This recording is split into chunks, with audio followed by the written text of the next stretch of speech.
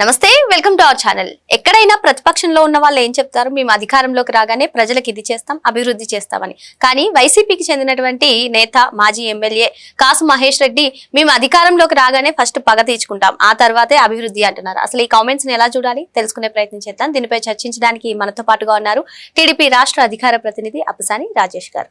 నమస్తే సార్. నమస్కారం. గత కొన్ని రోజులుగా కూడా చూస్తున్నాం వైసీపీ అధినేత జగన్మోహన్ రెడ్డితో సహా అందరూ కూడా అధికారంలోకి రాగానే టీడీపీ వాళ్ళని పొట్టేలు నరికినట్టు రప్ప నరుకుతాం. మరి రీసెంట్ గా కాసు మహేష్ రెడ్డి కూడా మరోసారి వివాదాస్పద వ్యాఖ్యలు చేశారు సార్. మేము అధికారంలోకి రాగానే అభివృద్ధి కాదు, ఫస్ట్ పగ తీర్చుకుంటాం, అసలు గురజాలకు చేసింది ఏమీ లేదు, మా కార్యకర్తలను ఎవరైతే ఇబ్బంది పడుతున్నారో వాళ్ళపైన ఖచ్చితంగా పగ తీర్చుకుంటాం అంటూ చేసినటువంటి కామెంట్స్ పైన మీ అభిప్రాయం ఏంటి? ఇక్కడ గమనించుకోవాల్సిన విషయం ఏంటంటే, ఈ కాసు మహేష్ రెడ్డి కాసు కృష్ణారెడ్డి గారు రాజకీయ వారసుడు. కాసు కృష్ణారెడ్డి గారు రాష్ట్ర మాజీ ముఖ్యమంత్రి, మాజీ కేంద్ర మంత్రి కాసు బ్రహ్మానందరెడ్డి గారి సోదరుడు, మాజీ గుంటూరు జిల్లా పరిషత్ చైర్మన్ కాసు వెంగళరెడ్డి గారు రాజకీయ వారసుడు. అంటే బ్రహ్మానందరెడ్డి గారు, వెంగళరెడ్డి గారు వాళ్ళిద్దరి రాజకీయ వారసులుగా కాసు కృష్ణారెడ్డి గారు, ఆయన కొడుకుగా మహేష్ రెడ్డి.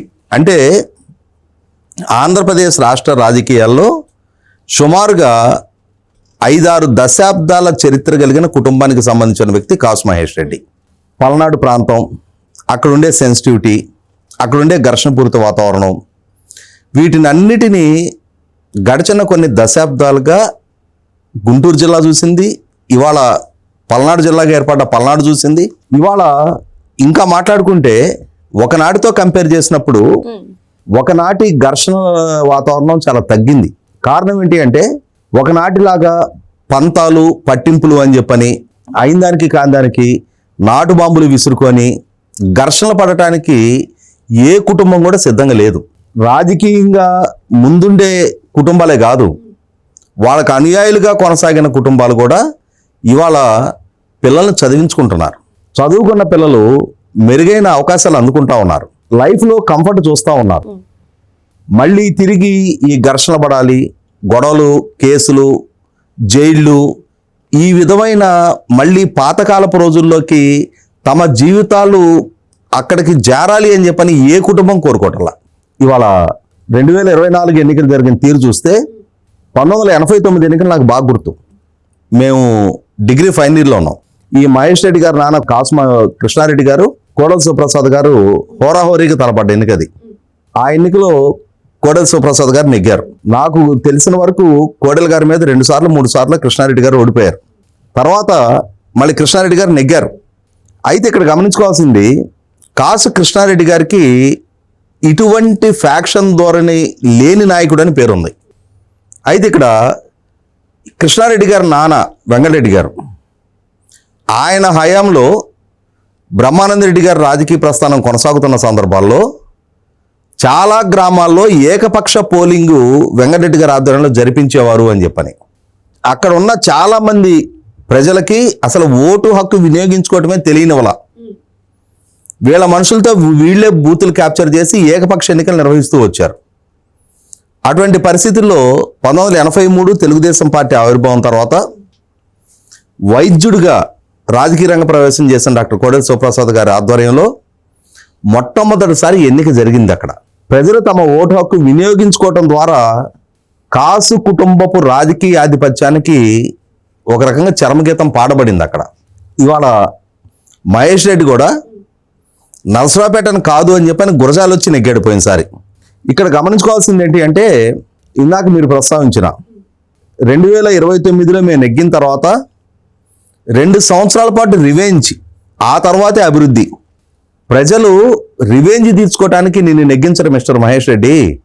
పోనీ ఈ రివెంజ్ తీర్చుకునే క్రమంలో నువ్వు కానీ నీ పిల్లలు కానీ ఓ బరిసె తీసుకొని ఓ బాంబు తీసుకొని మీరు ముందు నిలబడతారా? మీకు పోలీస్ ప్రొటెక్షన్ కావాలి, మీ అనుచరుల రక్షణ కావాలి, మీ ఇళ్ళకి 30 అడుగుల ఐరన్ ఫెన్సింగ్లు కావాలి. కానీ మీరు ఎవరిని రెచ్చగొడుతున్నారు?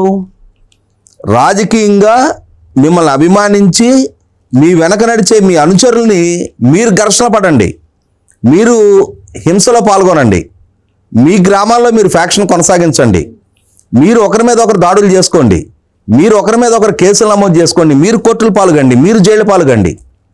మేము మాత్రం కోట్ల రూపాయలు సంపాదించుకొని ఏసీ రూముల్లో లగ్జరీ కారుల్లో తిరుగుతా మా పిల్లల్ని విదేశాల్లో చదివించుకుంటా మేము మాత్రం చాలా కంఫర్ట్ లైఫ్ ఎంజాయ్ చేస్తామని చెప్పని ఈ విధమైన సంకేతం వాళ్ళ సమాజానికి ఇస్తున్న వీళ్ళని నాయకులుగా పరిగణించాలా? ఏ నాయకుడైనా సరే. ఎందుకంటే వైసీపీలో జగన్మోహన్ రెడ్డి ఆ మధ్య విన్నాం, ఎవరో కార్యకర్త రప్ప నరుగుతామని చెప్పని ఒక పోస్టర్ ప్రదర్శించగానే పార్టీ నాయకుడిగా ఈ విధమైన పోస్టర్ల ప్రదర్శన సరైన సంకేతం కాదు, ప్రజాస్వామ్యంలో హింసకు ఆస్కారం లేదు అని చెప్పని చెప్పాల్సిన పార్టీ నాయకుడు ఆ సంకేతాన్ని ప్రోత్సహించాడు. తప్పేముంది బా అన్నాడు. దాంతో వైసీపీ శ్రేణులు నాటి నుంచి నేటికి అదే విధానాన్ని కొనసాగిస్తూ వస్తున్నారు. కానీ సమాజం దీన్ని హర్షించదు, స్వాగతించదు. ఇవి కాదు సమాజానికి కావాల్సింది. పాలకులుగా ఉన్నవాళ్ళు రాష్ట్రాన్ని ఎలా అభివృద్ధి చేస్తారు, మన ప్రాంతాన్ని ఎలా అభివృద్ధి చేస్తారు, మన భవిష్యత్తు ఎలా తీర్చిదిద్దుతారు, మన బిడ్డలకు ఎటువంటి జీవితాన్ని ఇవ్వగలుగుతారు అని చెప్పని ప్రజలు ఆలోచిస్తారు తప్ప మేము అధికారంలోకి వస్తే మేము ఎదురాళ్ళని నరికేస్తాం, మేము అధికారంలోకి వస్తే మేము ప్రతీకారాలు తీర్చుకుంటాం, దానికి మీరు అవసరంలా. ఓ దండుపాళ్యం బ్యాచ్ను ఒక పార్టీ ముఠాలను తీసుకొస్తే వాళ్ళకి కావాల్సిన దోపిడీలు చేసుకుంటారు, వాళ్ళకి కావాల్సినంతమందిని హత్యలు చేస్తారు, అత్యాచారాలు చేస్తారు. దానికి రాజకీయ నాయకులుగా పాలకులుగా మిమ్మల్ని ఎన్నుకోవాల్సిన అవసరం ఉంది? ఏ విధానాల పట్ల అయితే ప్రజల్లో ఏవగింపు కలిగి, ఏ హింసనైతే ప్రజలు సహించలేక భరించలేక 2024 ఎన్నికల్లో మిమ్మల్ని 151 నుంచి 11 స్థానాలకు పరిమితం చేశారు. అసలు ప్రజలు ఇచ్చిన ఆ తీర్పుని ఈ రోజుకి మీరు అర్థం చేసుకోవాలా? ప్రజలు ఏం కోరుకుంటా ఉన్నారు? ప్రజలు వలసలు లేని ఉపాధి కోరుకుంటా ఉన్నారు, శాంతి భద్రతలతో కూడిన సమాజాన్ని కోరుకుంటా ఉన్నారు, మెరుగైన మౌలిక వసతులతో తమ జీవనం కొనసాగాలని కోరుకుంటా ఉన్నారు, తమ ఆస్తులకు రక్షణ కావాలని కోరుకుంటున్నారు, చదువుకున్న తమ బిడ్డలకు ఉపాధి కావాలని కోరుకుంటున్నారు. ఇది వైసీపీ పార్టీ అసలు గ్రహించట్లా. ఎంతసేపటికి మమ్మల్ని చూడండి, మా వీరత్వం చూడండి, మేము రేపు అధికారంలోకి రాగానే ఎదురువాళ్ళని రప్ప అడుగుతాం, నా మేనిఫెస్టో ఇది, నేను గతంలో ప్రకటించిన మేనిఫెస్టోలో నేను ఇన్ని అమలు చేశా, రేపు మళ్ళీ నా మేనిఫెస్టోలో నేను ఇన్ని అమలు చేస్తా అని చెప్పని ప్రజల్ని కన్విన్స్ చేసుకోవాల్సిన దగ్గర మీరు మాకు అధికారం ఇచ్చేయండి, మీరు ఓటేసేయండి, లెక్కింపులో మ్యాజిక్ ఫిగర్ దాటగానే మేము నరుకుడు బిగిన్ చేసేస్తాం. ఇదేం తాలిబాన్ పరిపాలన కాదు. నువ్వు నరుక్కుంటూ వెళ్తుంటే నీకు నరుక్కునే అవకాశం ఇవ్వడానికి ప్రజలు సిద్ధంగా లేరు. నేను మళ్ళొకసారి చెప్తున్నా, ఈ హింసను ప్రేరేపించే ఏ నాయకుడైనా సరే ఆ హింసాకాండలో మొట్టమొదట ఎటువంటి రక్షణ బాడీగార్డులు లేకుండా, బౌన్సర్లు, పోలీస్ బందోబస్తులు లేదా అనుచరులు చుట్టూ వలయంలాగా నిలబట్టాలు ఇవేమీ లేకుండా ప్రత్యర్థుల మీద రాళ్ళదాడి చేస్తావా? ముందు నువ్వు రాయి విసురు, అడ్నుంచి వచ్చే రాయి ముందు నువ్వు తీసుకో. ఎవరినైనా నరకమని చెప్తున్నావా? ముందు వేటు నువ్వేయి. ఒకవేళ అటు నుంచి వేటు పడితే ముందు వేటు నువ్వు తీసుకో. అవి సమస్య లేదా. వీళ్ళు మాత్రం వీలైనంత సెక్యూర్డ్గా బతకాలి, కంఫర్ట్గా బతకాలి. పచ్చి స్వార్థపరులు, అవకాశవాదులు ఇవాళ వైసీపీ నాయకులుగా కొనసాగుతా సమాజం పట్ల బాధ్యత లేకుండా కనీసం తమల్ని నమ్ముకొని తమ అనుచరులుగా కొనసాగుతున్న నాయకుల పట్ల కానీ స్థానిక శ్రేణుల పట్ల కానీ కనీస మాత్రపు మన నాయకత్వంలో పనిచేస్తున్నప్పుడు వీళ్ళని కాపాడుకోవాల్సిన బాధ్యత మనది, వీళ్ళకి మెరుగైన జీవన ప్రమాణాలు అందించాల్సిన బాధ్యత మనది అని చెప్పనే విఘ్నత కూడా మరచి నాయకుడిగా నీ దగ్గరికి నిన్ను నమ్మి ఆదరించి నీ దగ్గరికి వచ్చారు అని అంటే వాళ్ళ జీవితాలని సరైన మార్గంలో నడపగలిగేవాడు నిజమైన నాయకుడు.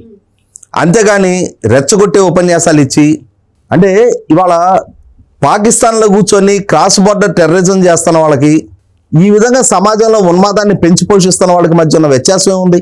కాబట్టి కాసు మహేష్ రెడ్డి అయినా ఇంకొకరైనా సరే వైసీపీ నాయకులు మొట్టమొదటి ఆలోచించుకోవాల్సింది, ఏ హింసాకాండకైనా సరే అది మొట్టమొదట ఈరోజు మీ శ్రేణులు కత్తులు పుచ్చుకొని తిరగమని చెప్పే క్రమంలో రేపటి రోజున ఆ కత్తులే వాళ్ళని బలి తీసుకుంటాయి.